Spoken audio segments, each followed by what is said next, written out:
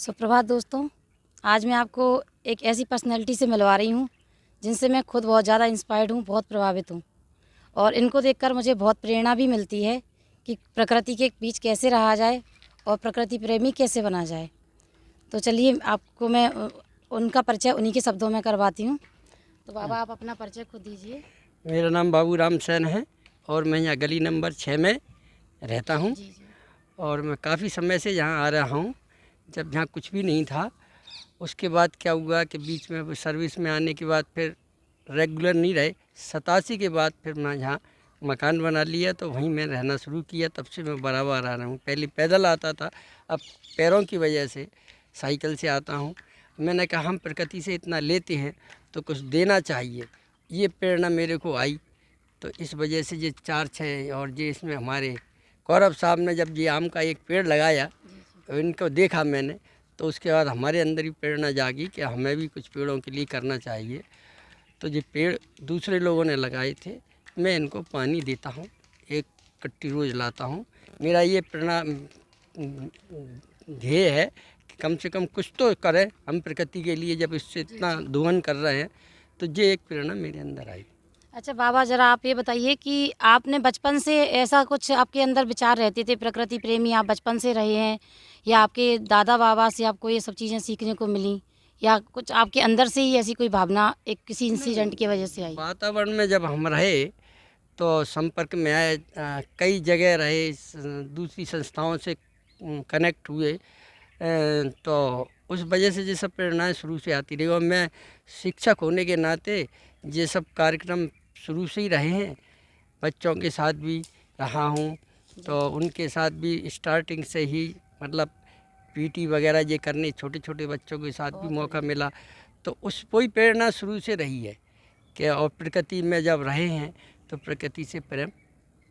अच्छा बाबा, एक बात और बताइए जो मेरे मन में बहुत बार ऐसा सवाल उठता है कि जब हम प्रकृति के बीच में आते हैं, जैसे मैं रोज़ आ रही हूँ, तो मुझे लगता है कि कहीं ना कहीं ये प्रकृति हमसे बात करने की कोशिश करती है या हमसे जुड़ने की कोशिश करती है। तो आप इतने सालों से यहाँ आ रहे हैं, तो कभी आपको ऐसा कुछ अनुभव हुआ है कि जैसे कोई अद्भुत कुछ आपके साथ कुछ? मेरे साथ ये हुआ है कि जब मैं उन पेड़ों को देखता हूँ जो नीचे झुकने लगते हैं और ये पानी मांग रहे हैं, तो मुझे ऐसा लगता है ये प्रकृति चाहती, ये पेड़ चाहते हैं कि भाई मैं प्यासा हूँ, मुझे कुछ पानी दो। तो मैं रोज़ाना हर एक पेड़ को तो नहीं ला सकता, मगर एक पेड़ को 7 दिन में एक नंबर से एक पेड़ को पानी देता रहता हूँ। तो ये मेरा यानी ये प्रकृति के ऊपर है, वो बचाएगी। हमारा तो कार है, कहाँ तक सफल होती है। अच्छा बाबा, अब हम ये एक इस टॉपिक पे बात करते हैं कि जैसे अब ये अगली पीढ़ी के बच्चे हैं, ये मोबाइल में, लैपटॉप में, टेक्नोलॉजी के ज़माने में जी रहे हैं, ये सारी चीज़ें टेक्नोलॉजी में देख रहे हैं, टीवियों में देख रहे हैं। तो ये प्रकृति मतलब जैसे आजकल तो हमको ये चीज़ें दिख रही हैं कि पक्षी भी देखने को मिल रहे हैं, पेड़ पौधे भी, लेकिन साइंस के हिसाब से आगे सब चीज़ें विलुप्त होती जा रही हैं ना। तो आगे के बच्चों को ये सब चीज़ें कैसे उनको हमें मोटिवेट करें, उनको कैसे इस चीज़ों से जोड़ें, प्रकृति से जोड़ें कि उनके अंदर ये भावनाएं आए? तो उनको ये लैपटॉप वगैरह ये सब देखते ही हैं बच्चे, मोबाइल वगैरह, तो उसमें ही हम उनको प्रकृति के प्रेम के बारे में बताएंगे तो ज़रूर वो आकर्षित होंगे। और मेरे पूर्ण विश्वास है कि बच्चे आगे आके आपको ये प्रकृति बहुत सुंदर लगेगी और दिनों दिन सुंदर होगी। हम सब लोग प्रेरणा देख रहे हैं, वो अपने जो बाज़ारों में हो रहा है, पेड़ पौधे लगाए जाते हैं, तो ये बच्चे देख रहे हैं और उन्हें वो सुंदरता दिखाई दे रही है, तो ज़रूर उसमें पार्टिसिपेट करेंगे।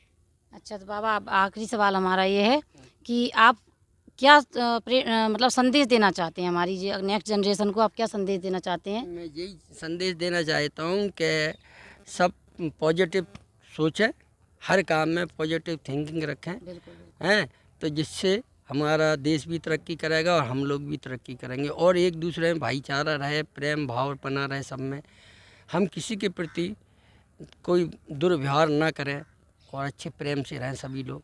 ये मेरी प्रेरणा। बहुत बढ़िया बाबा, आपसे बात करके बहुत अच्छा लगा। आपने अपना कीमती समय हमें दिया और इसी तरह हम तो यही दुआ करते हैं कि आप इसी तरह बने रहें और हम सबको प्रेरणा देते रहें।